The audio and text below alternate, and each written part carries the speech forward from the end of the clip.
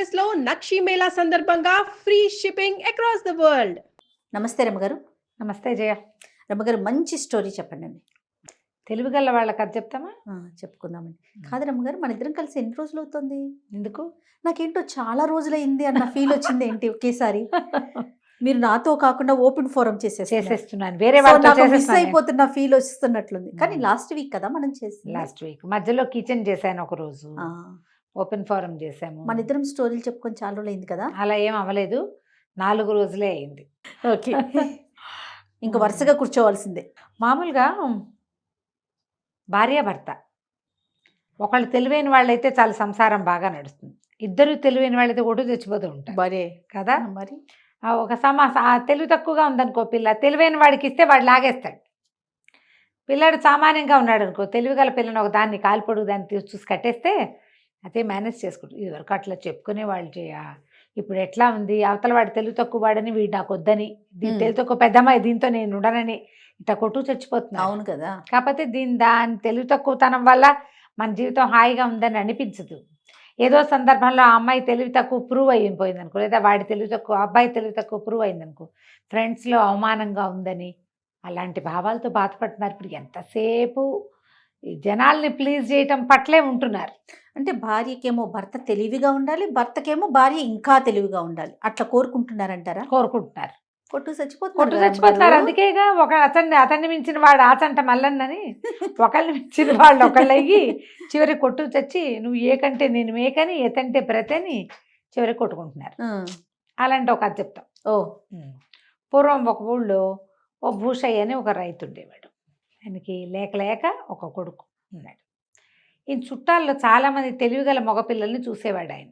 ఈ భూషయ్య గారు కూడా చాలా తెలివైనవాడు. ఆయనకి ఏమనిపించేది, పిల్లాన్ని తెలివిగా పెంచాలి. ఎట్లా పెంచుతాం, వాడికి ఉండాలి కొంత, అంతేగాని ఆయన ఇలా భావించేవాడు.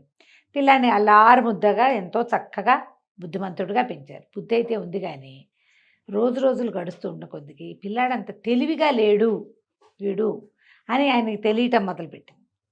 తెలుస్తోంది తండ్రికి. హఠాట ఏదో 20 ఏళ్ళు వచ్చేసింది. 20 ఏళ్ళు వస్తే, ఏమిట్రా అబ్బాయి, నేను ఎంతో తెలివిగా పెంచుతా అనుకున్నాను, నీ తెలివి పెరిగినట్లేదు, తరిగిపోయినట్టుంది అన్నాడు. అనేసరికల్లా కొడుకు మాత్రం తను చాలా తెలివిగల వాడిని చాలా గట్టిగా నమ్మేవాడు. అదేంటి నాన్న, నాకు తెలివి లేకపోవడం ఏంటి, నేను బ్రహ్మాండమైన తెలివిగా ఉన్నాను, అసలు ఏ పనైనా చెప్పు క్షణాల్లో చేయకపోతే అడుగు అన్నాడు. అడిగితే ఈయనేమన్నాడు, సరే ఒక గొర్రెతోలు ఉంది, గొర్రెని వంట చేసేసుకున్నారు, లేదా ఏదో చేస్తే దాని చర్మం ఒలిచి పెట్టుకుంటారు.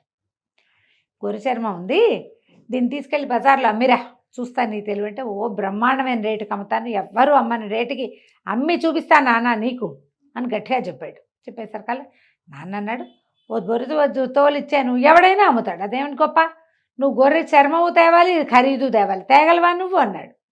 ఏమిటి గొర్రె చర్మంగా ఉండగానే దాని రేటు కూడా వచ్చేయాలట వీళ్ళ దగ్గరే, చేయగలవా, అది తెలివి, చేయగలవా నువ్వు అన్నాడు.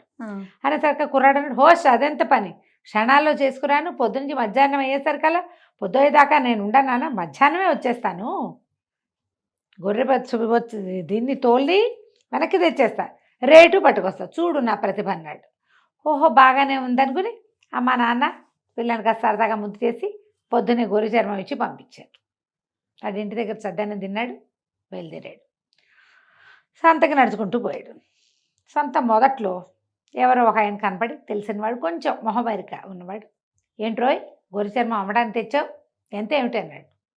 ఎంతైతే ఉంది, చర్మం నా దగ్గరే ఉండాలి, ఖరీదు కావాలి అన్నాడు. అనేసరికి అవతల వాడికి అర్థం కాదు, ఏమిటి నీ చర్మం నీ దగ్గరే ఉండి నీకు డబ్బులు కూడా కావాలా, నువ్వు ఊరికే చూడడానికి వచ్చావన్నాడు. కాదు, దీన్ని అమ్మడానికే వచ్చాను అన్నాడు. ఒరే నువ్వు అమ్మితే అది అవతలవాడి చేతిలోకి వెళ్ళిపోతుందిరా, అప్పుడు ఖరీదు నీ చేతిలో పడుతుంది, నీ చర్మం నీ చేతిలోనే ఉండి నీ ఖరీదు ఎట్టా వస్తుంది అంటే, అదే తెలివి అన్నాడు వీడు చిటికేసి. అవతలవాడికి అర్థం కాలేదు, ఊరు నాయన వీడేమిటో విచిత్రంగా ఉన్నాడని, సరేలే సంతలోకి వెళ్ళు, నీ గొర్రె నీ చేతిలో ఉండగానే నీకు డబ్బులు ఇచ్చేవాడు ఎవడైనా వ్యాపారస్తుడు కనపడతాడేమో చూస్తూ కానీ వెళ్ళమన్నాడు. అక్కడి నుంచి వీడు లోపలికి వెళ్ళాడు. ఎంత అంటారు ప్రతి వాళ్ళు, నా చర్మం నా దగ్గరే ఉండాలి, నా డబ్బులు నాకు కావాలంటాడు. మధ్యాహ్నం దాకా తిరిగాడు, అందరూ వీడు వెర్రు వెధవని ఎవరు వీడి జోలికి రాలేదు. అయితే ఏమైంది, ఆ గొర్రె చర్మం సంకలో పెట్టుకుని తిరుగుతున్నాడు. కాళ్ళు నొప్పులు పుట్టేస్తున్నాయి. సరే ఒక విప్ర వినోది ఒక ఆయన ఒక ఇది చేస్తున్నాడు, ఇంద్రజాలం చేస్తున్నాడు. విప్ర వినోదులు అనేది ఒక జాతి. విప్ర వినోదులు అంటారు వీళ్ళని. ఇంద్రజాలం గారడి వాళ్ళు. ఈ మామూలు లోకల్ గారడి కాకుండా బ్రాహ్మలు ఉండేవాళ్ళట. ఇందులో ప్రత్యేకమైన గారడి చేయగలిగేవాళ్ళు. ఎన్నో సృష్టించగలరు. కనికట్టు మన కంటి ముందు వాళ్ళు. మనం ఇలాంటి ఒక కథ కూడా చెప్పుకున్నాం. కానీ ఏముండదు అక్కడ. కానీ కనికట్టు చేసేస్తారు. అయితే ఏమైంది, ఆయన ఏదో గారడి చేస్తున్నాడు. ఈ కుర్రాన్ని చూసి, ఏరా అబ్బాయి నీ జేబులో నీ చంకలోది గొర్రె చర్మమేనా, ఇడితే దీన్ని ఏం చేస్తానో చూడంటే ఇచ్చాడు. ఇచ్చేసరికి ఆయన ఏం చేశాడు, ఆ గొర్రె చర్మాన్ని ఇట్ట జుట్టు ఉంది కాదు చంకలో పెట్టుకున్నాడు. దాన్ని ఇట్ట నిలబెట్టి తన పైన ఉన్న ఉత్తరీయం తీసి దాని మీద కప్పాడు. మనం హోమ్ ఫట్ అన్నాడు. అయింది. ఆ ఉత్తరీయం తీసాడు. తీయగానే అంత మామిడి చెట్టు వచ్చింది అక్కడ. దానికి ఒక కాయ కూడా ఉంది. గొర్రె చర్మం పోయింది. జనాలంతా చప్పట్లు కొట్టారు. తల ఒక పావలా ఇచ్చారు. కొంతమంది దండం పెట్టారు. కుర్రాడు కూడా సరదాగా వచ్చింది. అబ్బా పల్లి చేశాడు, ఇంచక్క మామిడి చెట్టు అయిపోయింది, దానికి కాయ కూడా ఉంది, బుజ్జికాయ అని సంతోషించాడు. అందరూ వెళ్ళిపోయారు. వీడు ఒకడు నుంచున్నాడు అక్కడ. ఎవరు లేరు. గొర్రె చర్మం ఏది ఇప్పుడు, ఏమమ్మీ ఏం ఖరీదు పట్టుకెళ్ళాలి తాను. ఇంతలో ఆకలి కూడా వేసేస్తుంది. 3 అయిపోయింది, 3 దాటిపోతుంది. ఆకలి ఇస్తుంది, ఏం చేయను. అటు ఇటు చూసి ఆ విపర్ వినోద్ కూడా మాయమైపోయాడు. ఇప్పుడు ఆయన అక్కడ ఉంటే, ఏమండి నా గొర్రె చర్మం నాకు ఇప్పించండి అని అడగచ్చు. ఆయన లేకపోతే వీడెవడిని అడుగుతాడు. ఇక అటు ఇటు చూశాడు, దిక్కులు చూశాడు, ఏ పక్కకు చూసినా అతను కనపడలే. సరే ఆకలి ప్రాణం పోతుంది. ఈ చెట్టుకున్న మామిడికాయ కొంచెం దూరంగా ఉంది, పలకమారింది. ఆ కాయ అయినా తిందామని దాన్ని ఇట్ట పుచ్చుకోగానే గొర్రె చర్మం చేతిలోకి వచ్చింది.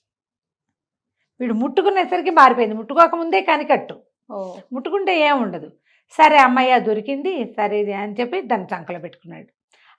ఆకలి ప్రాణం పోతుంది. ఎక్కడో నీళ్లున్నాయి, తాగుదామా అనుకున్నాడు. దీన్ని ఎట్టా అమ్మాలో తెలియలే. ఇక సంతలో నుంచి జనాలంతా 4 అవుతుంటే వెళ్ళిపోవటం మొదలెట్టారు. దూర ప్రాంతాల వాళ్ళు ఉంటారుగా, తాను అమ్మలేనని అర్థమైపోయింది.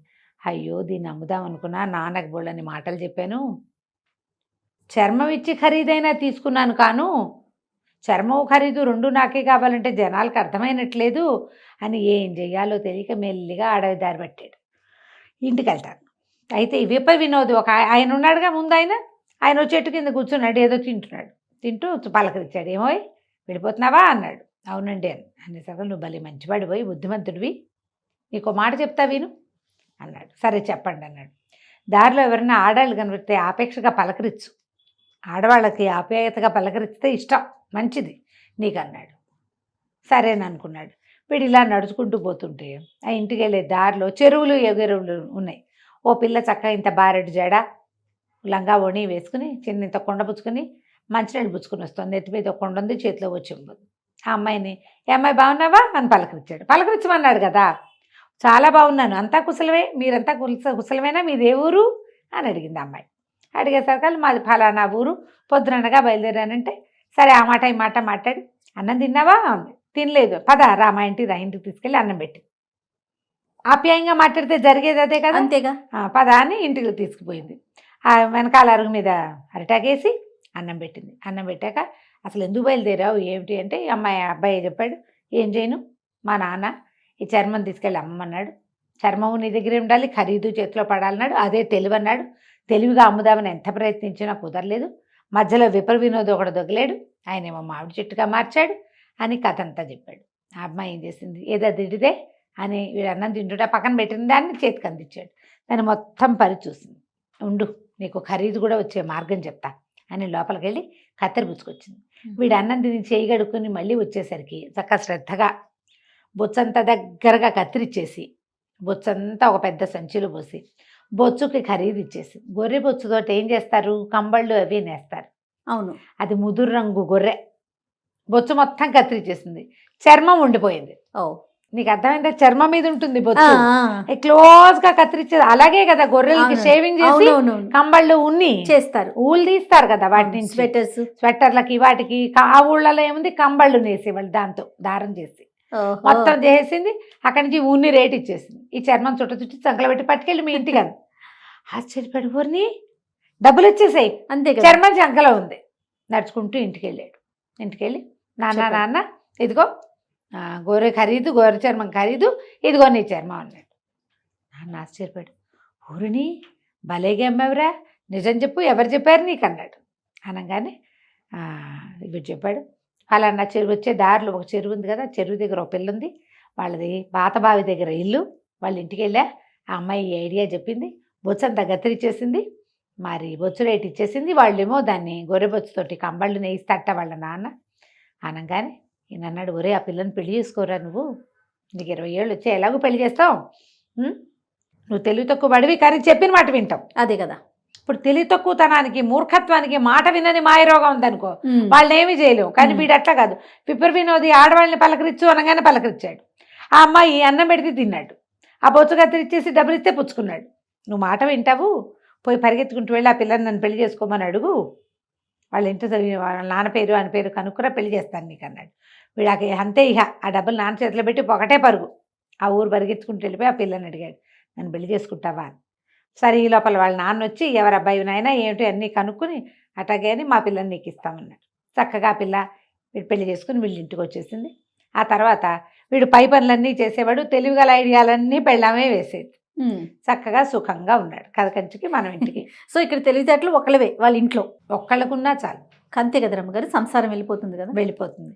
రెండో వాళ్ళు తెలివైన వాళ్ళ మాట వింటే సరిపోతుంది, ఫాలో అవ్వాలి. రైట్. బాగుంది రమ్మగారు, నమస్తే. నమస్తే.